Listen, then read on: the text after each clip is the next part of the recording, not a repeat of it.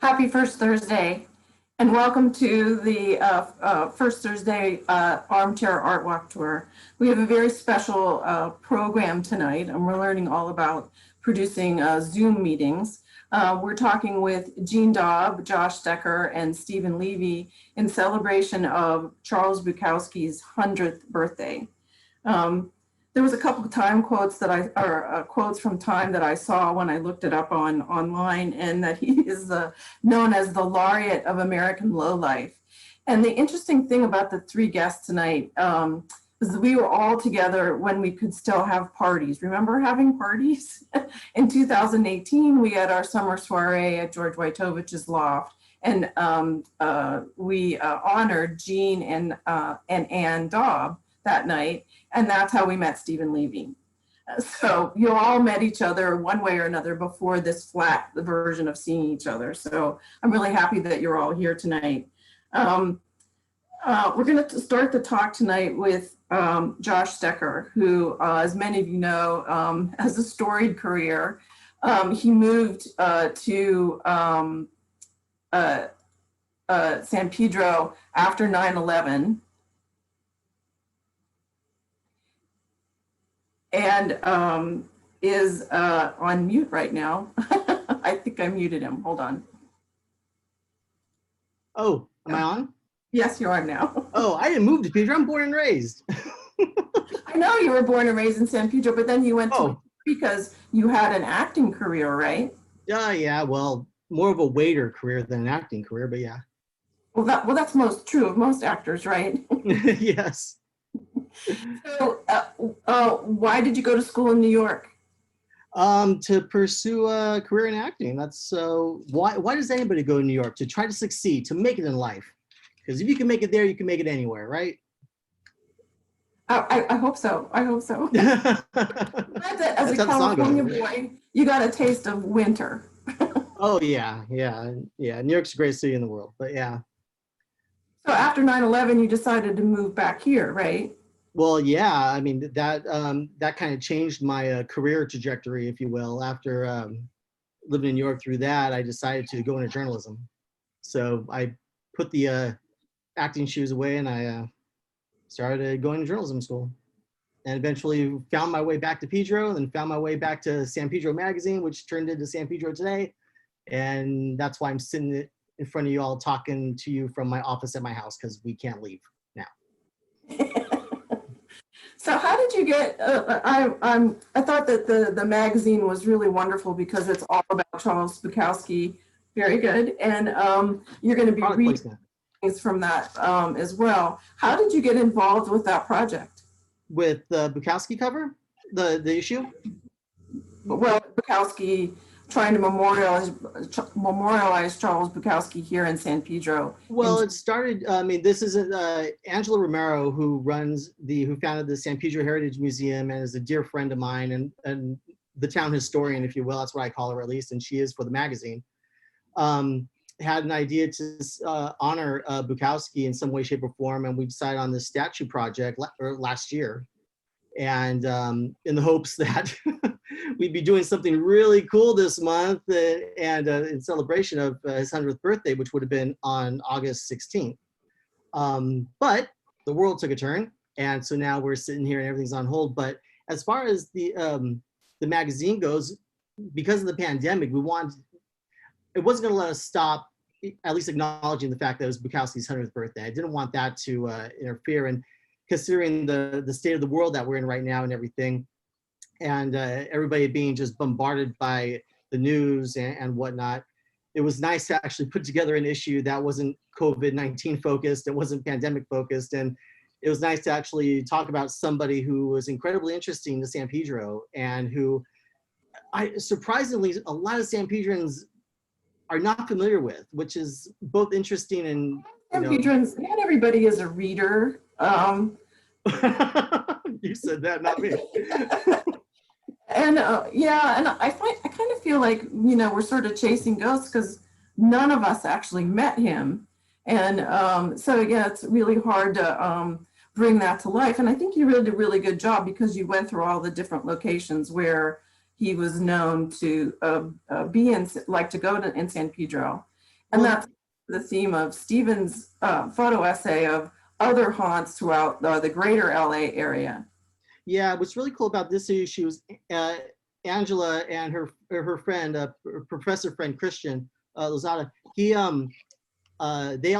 did the research and put this together, but they went through his poetry and took out, basically looked for when he mentioned San Pedro, different mentions of Pedro in his poetry. And he did write a lot about town. He was very prolific when he lived here. He lived his final 16 years of his life here.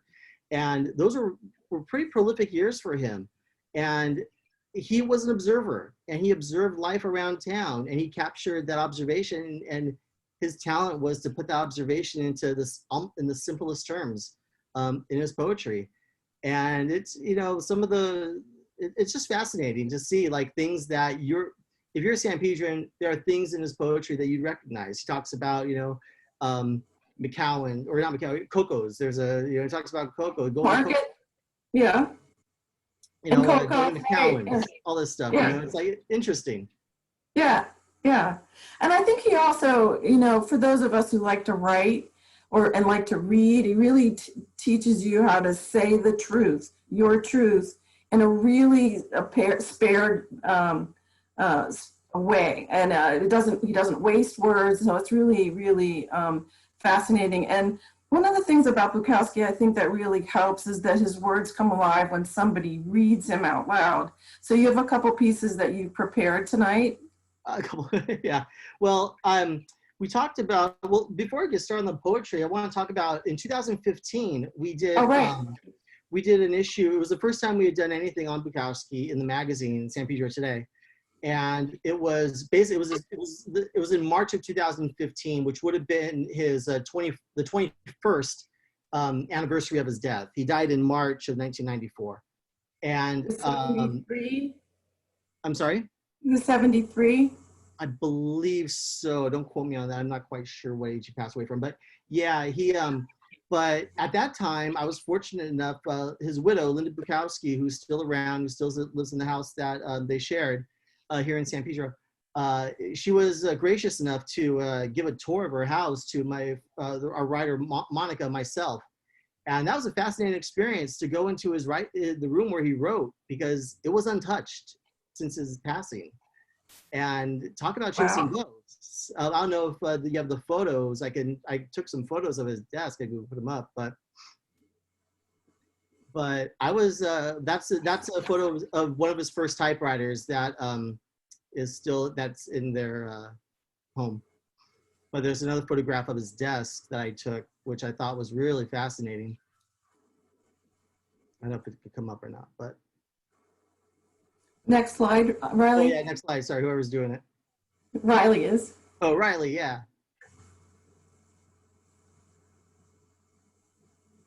So none of this had changed? I'm sorry? None of this had changed from the time that he died? Oh, there's his desk. Yeah, so that was his last computer he used. It was an Apple, or Macintosh. It was an early Macintosh. Yeah, his desk was literally untouched. There were still cigarette butts, as you can see, in the ashtrays. That beer bottle hadn't been moved in forever. There was dust, collected on it. That towel that you see on the computer was over the computer. Linda took it off to show it to me. And I mean, he has his radio. That's a big, I believe it's a dictionary to the left. And there was his glasses. And there was also some, if I'm not forgetting, there was another wine bottle or somewhere. There was another wine bottle somewhere, but it was fascinating. It was like walking into a time capsule, because that literally hadn't been moved, and you see it all, how he wrote and everything. Tell me a whole story about why that hadn't been touched or changed. She was very emotional about it, from what I recall. She adored her husband. And that whole house is basically a museum to him. And it's no secret that she's gone on the record to say, she would love to have, that somehow a museum dedicated to her husband. But yeah, it was a really interesting thing. And she was very gracious enough to open that up for us to look at. I mean, there was more into that room. All of his cards, his wallet was still there. his Santa Anita racetrack card was sitting there. It was like walking into grandpa's like bonus room or something and seeing just Yeah, remnants interesting. of a man's life that just lay still for so long. So anywho, that was really cool. So you have some things that you'd like to read? Yeah, I picked out two poems that I thought were that I just thought were they're two of my favorites.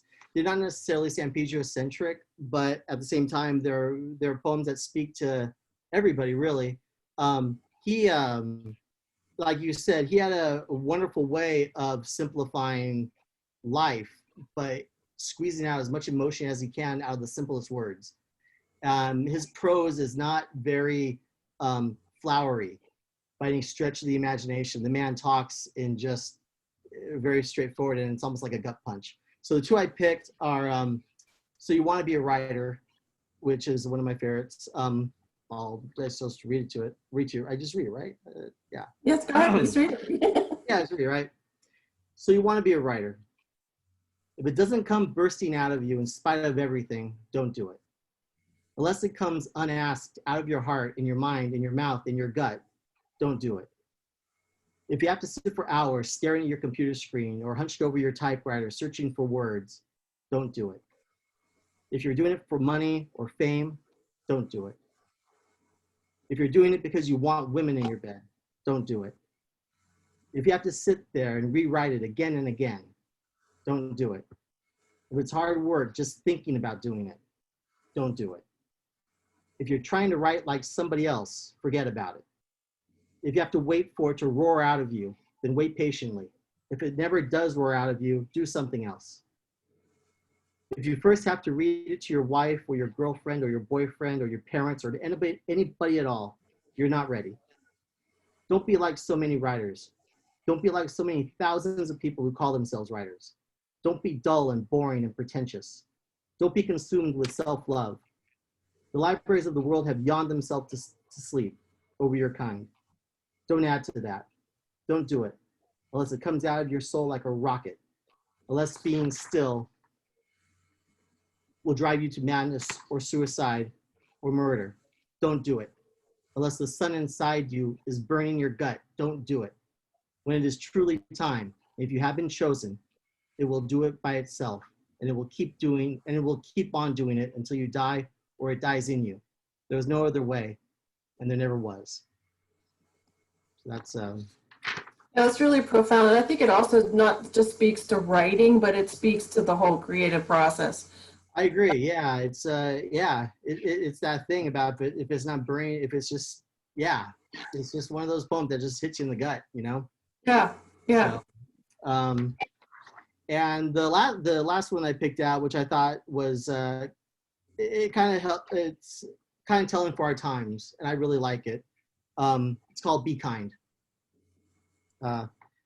We are always asked to understand the other person's viewpoint, no matter how outdated, foolish, or obnoxious. One is asked to view their total error, their life waste with kindliness, especially if they are aged. But age is the total of our doing. They have aged badly because they have lived out of focus. They have refused to see. Not their fault. Whose fault? Mine? I am asked to hide my viewpoint from them for fear of their fear. Age is no crime, but the shame of a deliberately wasted life among so many deliberately wasted lives is.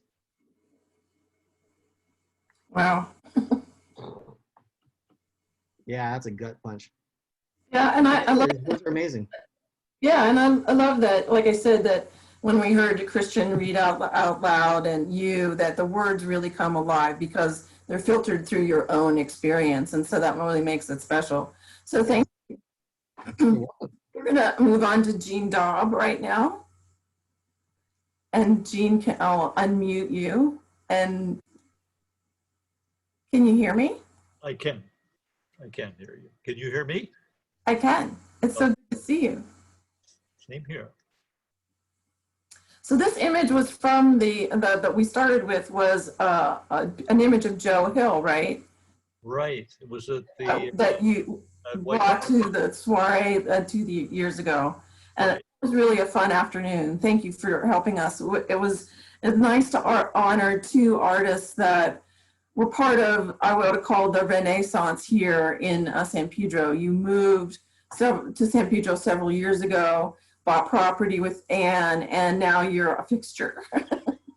Well, 20 years ago. Wow, We've been here 20 years now. Yeah. that's awesome. That's really awesome. And you're from Pittsburgh originally, right? That's right. Well, not originally. Originally from Philadelphia. And then as an adolescent, I moved to Pittsburgh and spent quite a bit of time there until I was in my 30s, and but had my first career there, and then eventually left and went back to Philadelphia, and then eventually in 1990 out to California. Wow, we have that background in common. My father was in advertising in Pittsburgh. I went to school in Philadelphia to Drexel, so we've shared this history before. Yes, that's right. And I was an art director in the Age of Mad Men in Pittsburgh. Yes, you were. So you have some slides that we're going to talk through that that illustrate your work. How did you first come to be introduced to Bukowski as a man, not necessarily in San Pedro? Well, it was really in San Pedro. I mean, I was, of course, aware of Bukowski, but I was not a big follower or even necessarily a fan. And then when this whole project started, practically a year ago, I got involved in it, and I really, like so many of my projects, get involved and do the research, and it's such an amazing educational process, and I love that, and because it introduces me to people that I might have not dug so deep, and but when you become involved, you do the research, and it's a wonderful experience to discover. So in that research that you do, that's part of your process, and you're enveloping yourself with the individual, right? You did the same thing for the Rosa Parks sculpture, right? That you really delved into her and her life and her animating force, if you will. Right. I mean, this is where I've really gotten probably the most of my education and learned and fell in love with history so much because of all the projects and researching them and getting involved in them, and almost in some ways I like to think of it almost like a method actor or something, getting and learning about the character and trying to figure out everything from purpose to body language. And like that there. You have some slides that you want to talk through that we have that Riley can queue up. It's illustrations of your work, and these are peace coins, and this was for. Well, this is a very recent job. I'm trying to do some, rather than go back on all the old things. This has just happened just in the last couple of months. And as you can see, it was available for purchase on July 25th. But this was kind of a fun project. It actually started out as a Nobel medal. And the people that I was working with ended up selling the idea of the peace concept with the doves and to the French Mint, and so they decided to use it for their not sure what they're calling it, Liberation Day, Victory Day, but basically it's the end of the war and it's France's appreciation to America, and so they wanted an American sculptor to do the medal, and so it celebrates what they call the long peace, and so hence the wording in French and Latin and English. Mm-hmm. And so it's just a various denominations of euros, and based on the size, they're a little simpler. The smaller ones are a little simpler, and they the larger ones have more information, more visual information in them. Sure, sure. And it's fascinating to me as a working artist that these commissions come along and help pay the rent. Well, right, and you never know when they're going to come in. They just it's always a surprise, and you know, it's like any opportunity. You have to be ready for it, and so I've done a lot of relief work. So it's kind of an odd specialty in some ways, and but in the end, it's a wonderful opportunity to have. They're beautiful. And there's so much expression in the faces, even though you know it's going to be in bronze. And so you also had a commission to do the metro station? Right, that's an interesting project.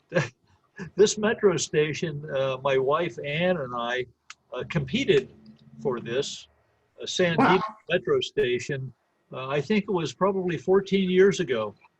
And it started out with a totally different concept. At the time, they thought of themselves as a Western town, and our concept was very different. But you know, it took many years and haggling over San Dimas even wanted a metro station. And when they finally decided that they did, by that time the whole committee had changed, and they decided they didn't want to be a Western town after all, and they really wanted to be, you know, appreciated for other things. And so we chose wildlife, since they're right at the foothills there, and they have such a wonderful access to the nature, you know, lakes and parks and lake, or rather, you know, the mountain trails. And so we came up with a concept, and these are the little watercolors that will be eventually ceramic pieces, sculptures, bas relief that will be on the base of the columns of the canopy. Mm-hmm. And this is just a little artist rendering. This is the first watercolor of, and these would just be a lot of animals that were the flora and fauna of that area of San Dimas. And this was the walking sticks, which will be on the platform of the station.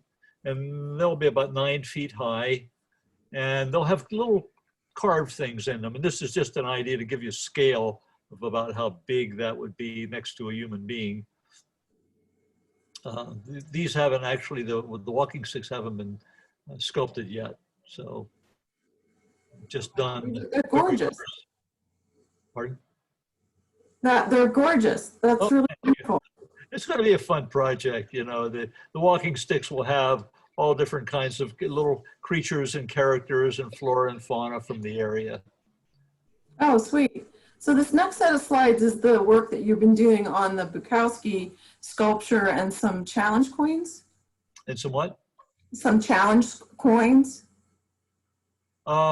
Yes. Lately, you know, what I started originally when we started talking about this, you know, this was going to be a statue in San Pedro, and these were just my really early ideas and sketches.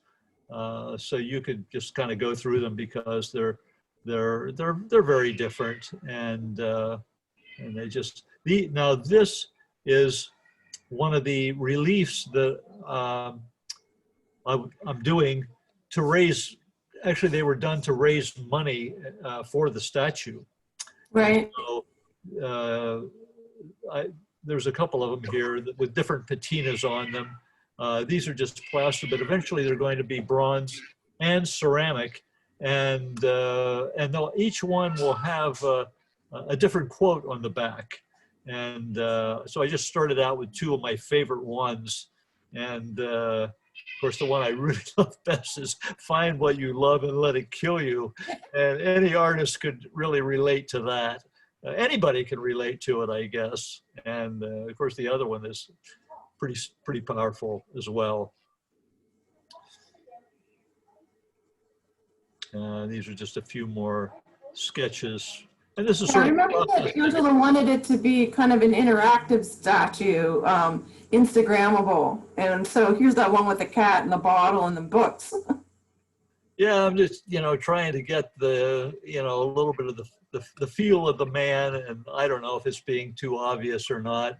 I just have to go through a process of drawing it out to see what works and what doesn't work and what's too obvious, but so you're just going to see a bunch of different things. And the final piece may come out nothing like this. Right, we never know. Right. Well, I think that this also points out, even though your medium is now sculpture, you have to be well versed in all the other medium, drawing, painting, composition, all that kind of thing. So it's really interesting to see how you start on a piece of paper and then it ends up as a three-dimensional object. Yeah, I don't know. I'm not much of a draftsman, but I mean, it's the only way you have to kind of get your ideas down on paper and then manipulate them. And they're not beautiful, but they're just a way of developing ideas and a way of evolving into something else. And then when the sculpture comes, then it's a whole new evolution. And It'll be a surprise. Yeah. So I think we mentioned in the press release that you're a nationally recognized sculptor, and you included some sculpture review magazines that you've been included in. Did you want to talk about this for a little bit? Yeah, I've been a longtime member of the National Sculpture Society, and probably for about the last 10 years, I've been on the editorial board. And the editorial board sort of basically, talks about what the issue is going to be about, who we're going to feature, what we're going to include, and that sort of thing. Now this magazine here is a different magazine. Now this is also an organization, American Medallic Sculpture Association, that I've been actually a founding member of this, a pioneer member, and it's been around since almost 1982.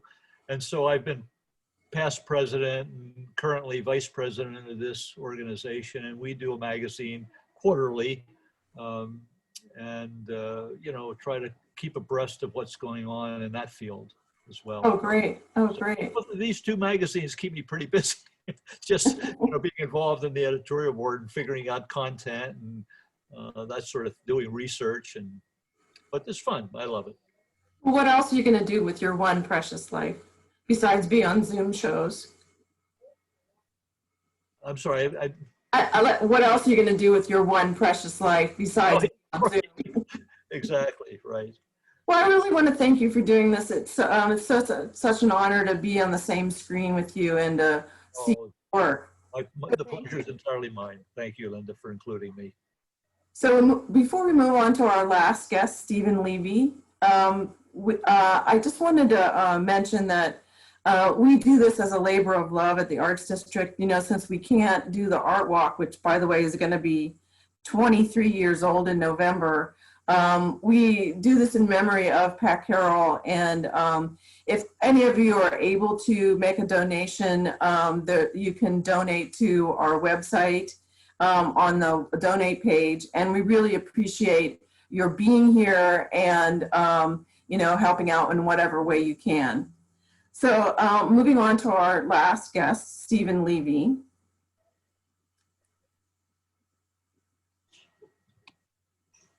Stephen, you'll have to unmute yourself.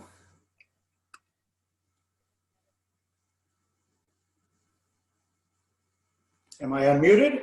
You are in your wonderful apartment. So we met a while ago at that party, and when we were thinking about doing this tribute to Bukowski, I thought of you because he is known in that same Time magazine article they talks about, combines the confessional poet's promise of intimacy with the larger-than-life aplomb of a Pulp Fiction hero.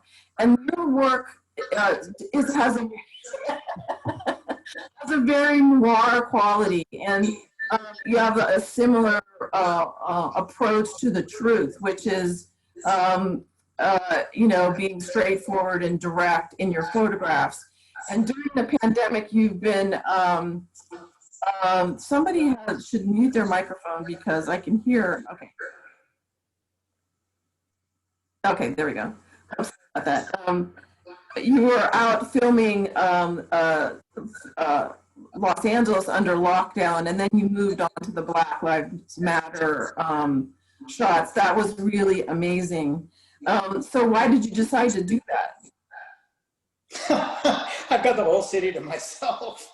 I don't know that that will ever happen again in my lifetime for any reason, but yeah, it was the circumstances being what they were. I felt guilty taking advantage of having the city to myself, but there was absolutely no way that I wasn't going to go out and document.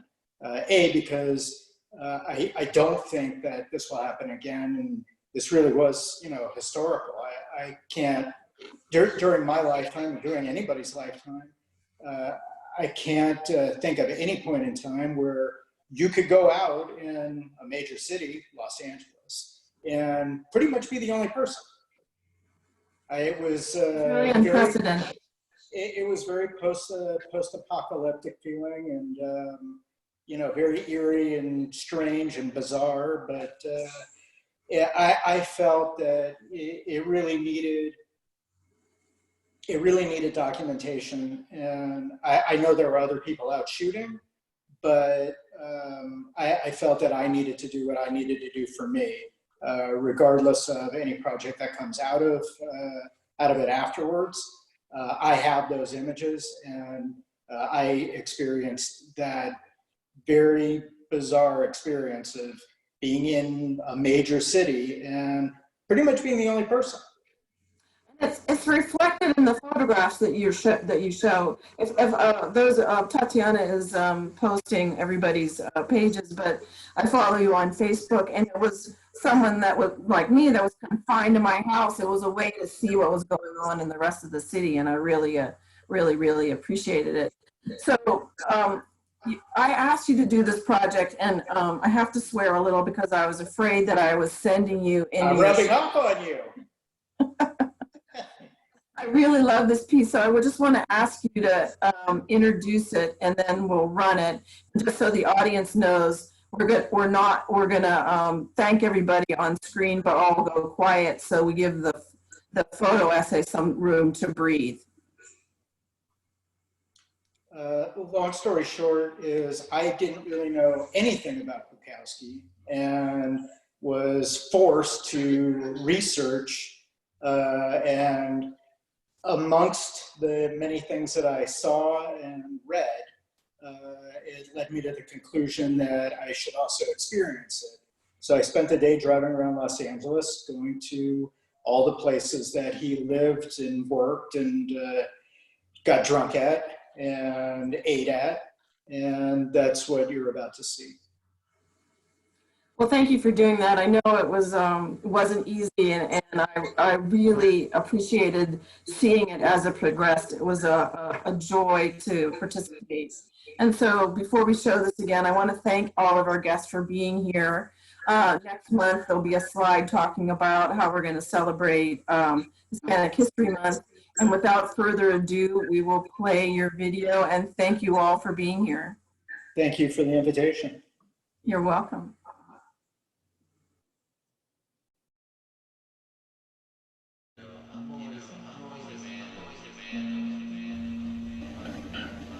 Too much, too little, or not enough. Too fat, too thin, or nobody. Laughter or tears, or immaculate. Lovers, armies running through streets of blood, waving wine bottles, bayoneting and fucking virgins. Or an old guy in a cheap room with a photograph of Marilyn Monroe. Many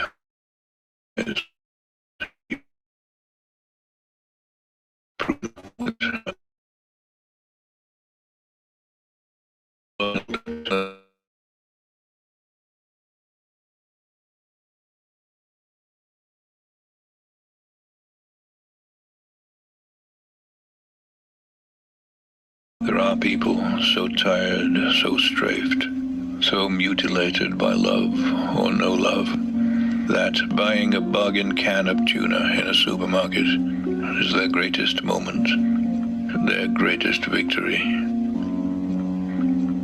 We don't need new governments, new revolutions. We don't need new men, new women. We don't need new ways, wife swaps, waterbeds, good Colombian coke, water pipes, dildos, rubbers with corkscrew stems, watches that give you the date. People are not good to each other, one on one. Marx be damned. The sin is not the totality of certain systems. Christianity be damned. The sin is not the killing of a god. People are just not good to each other. We are afraid. We think that hatred means strength. We think that New York City is the greatest city in America. What we need is less brilliance. What we need is less instruction. What we need are less poets. What we need are less Bukowskis. What we need are less Billy Grahams. What we need is more beer, a typist, more Finches, more green-eyed whores who don't eat your heart like a vitamin pill. We don't think about the terror of one person, aching in one place, alone, untouched, unspoken to, watering a plant, being without a telephone that will never ring because there isn't one. More haters than lovers, slices of doom like taffeta. People are not good to each other. People are not good to each other. People are not good to each other.